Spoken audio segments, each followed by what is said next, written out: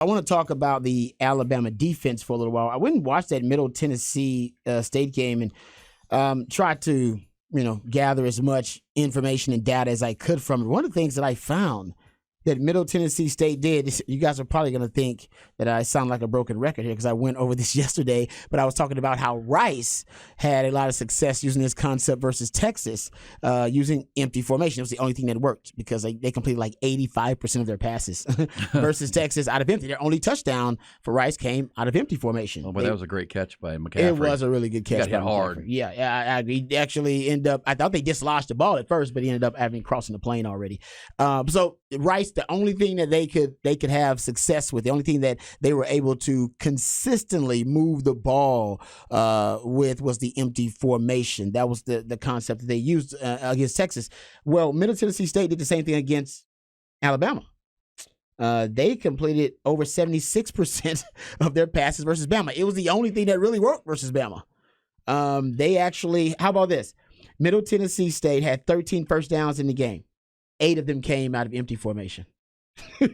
They also did a lot of empty reload. That's when you start out in empty with nobody in the backfield, and then you motion or shift someone back into the backfield, and that's just it's empty, and then you reload. That's good too. And by the way, that was a lot of Middle Tennessee using reload, which essentially will force the defense to show their hand because there is no pre-snap show disguise when you're being presented with empty as a defense. You have to get to your alignment assignment right away because you're stressed, all right, to the nth degree. So you got to get to your alignment assignment. Nobody's trying to rotate safeties and nobody's trying to use a pre-snap shell disguise when there's empty.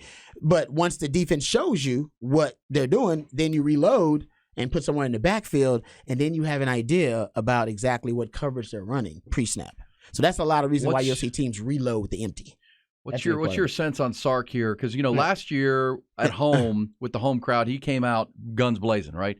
Full bore. And that's when Texas went up and down the field and Quinn Ewers was looking like an all-star. Yes. And then he got hurt. And then Hudson Card came in, and so the game plan changed a little bit, and then Hudson got hurt. So it really, I think, limited the playbook that Sark had. Let's just hypothetically say no injury to quarterback this time. How aggressive do you think Sark is in this game, and how aggressive should he be with that game plan? Should he pick up where he left off and just get after it, or should they be a little bit more cautionary in your mind on the road? Well, I honestly, it kind of goes back to what I'm talking about empty. I think you need to have that philosophy because empty forces you to get rid of the football. Yeah. All right, speeds up the clock, cleans up the picture for the quarterback. Like I said, no pre-snap show disguise. So you got a clear picture pre-snap for your quarterback. Usually teams are not going to twist and stunt. All right, they're not going to twist and stunt or use simulated pressures and amoeba fronts against empty. Why? Because they can't get home. Yeah. It's a waste of time. The ball's coming out really fast. So if you want to twist and stunt, go right ahead. You want to use simulated pressures, go right ahead against empty because the ball will be out way before then. And remember, I got obsessed with this because I told you guys about this after the bowl game. Right, I said the bowl game, one thing that stood out to me was, Sark used empty formation, and it was something that worked really well for Quinn Ewers because Quinn Ewers, what we want him to do is get the ball out of his hands quicker, use the short to intermediate game. Nobody's throwing deep downfield out of empty. You're going short intermediate game and getting the ball out. Quinn Ewers in the bowl game, 87% completion percentage out of empty. He was his best game of the season out of empty formation. And if you go look at it throughout the season, I went and looked at it and gathered Quinn Ewers in empty formation last season. The completion percentage, not very high. It's just around 61%. That's not high. But if you look at first down rate, the rate of first downs that are converted when you throw the ball in the empty formation, you were at 36%. Your first down rate and / touchdown rate, combine them both, you're at 40+%. So it works really well. We know it works because Middle Tennessee, it was the only thing that they could do with that talent divide to help them move the ball against Bama. Bama really couldn't even figure it out, even though Bama likes to run it. And they really couldn't really figure it out. As I've said, I think it stresses the defense more than any other formation. I would love to see Texas use a ton of empty formation versus Bama. It worked for Middle Tennessee. I think it'll work for Texas, too, in this matchup. Well, and one of the things I could foresee, Rod, and who knows, And by the way, as I said, somebody texted and said, have Quinn Ewers put on extra shoulder padding. Seems like Bama hurts our shoulders to our quarterbacks.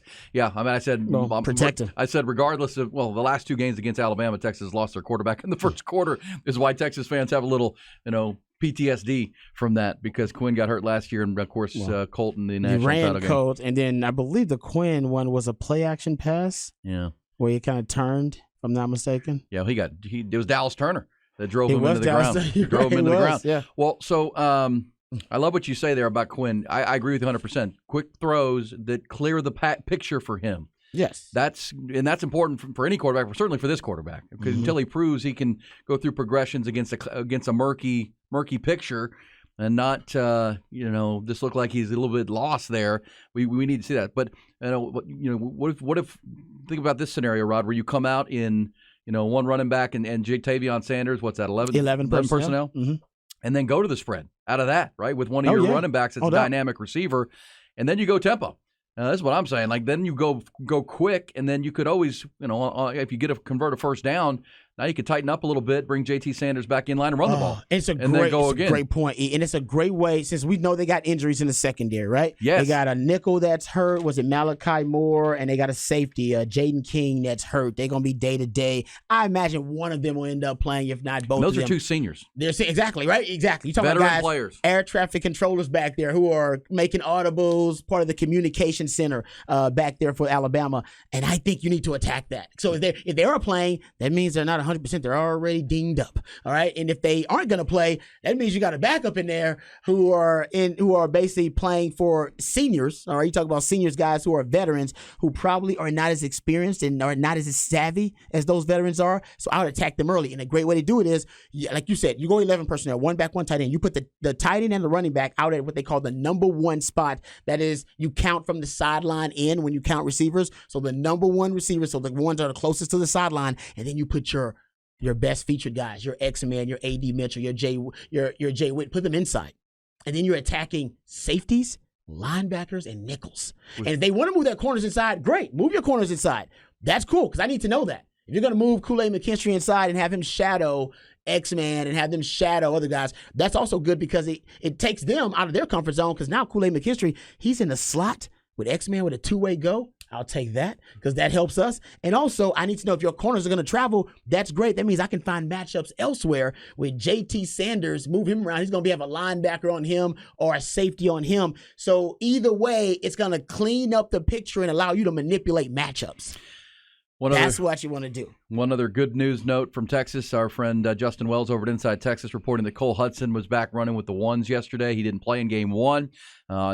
Also, DJ Campbell is healthy and ready to go, so they'll have Cole Hudson back. Offensive line looks healthy. C.J. Baxter continues to practice. So how many changes have we made on the line already? Well, you wonder. Well, they made 2 already. Well, right? I think Cole Hudson would have played last week had he been fully healthy. They wanted to make sure he was healthy, so that's why DJ Campbell got the start. But then DJ Campbell, they made a move though. Yeah, they did. Yes, I'm saying, like, we've got game 1, we're already making moves. It's good though, because you're trying to troubleshoot and find out which one. And I was talking to Coach Brian Earn about this yesterday. He made a really good point. Offensive lines struggle early in the season. Yes. Just because they're all about that unspoken, nonverbal communication. Everybody has to be on the same page, seeing the same thing. They work as a unit more than any other group, which is why oftentimes they're playing their best football at the end of the season after they've gotten continuity and chemistry together. So he said so early on, struggles on the offensive line is nothing new at every level of football, but you want to make sure you're getting better. You don't want the same issues to persist and exist all throughout the season. But if that's the case, and I agree with Coach, I think that is the case, I would attack that Bama O-line then early on, because they're going to have some same issues that Texas had. They gave up some sacks to Middle Tennessee because Middle Tennessee had pressure packages and blitz Jalen Milroe. You know what? If all O-line struggle early on because they got a freshman playing left tackle too, you know what? Let's test it.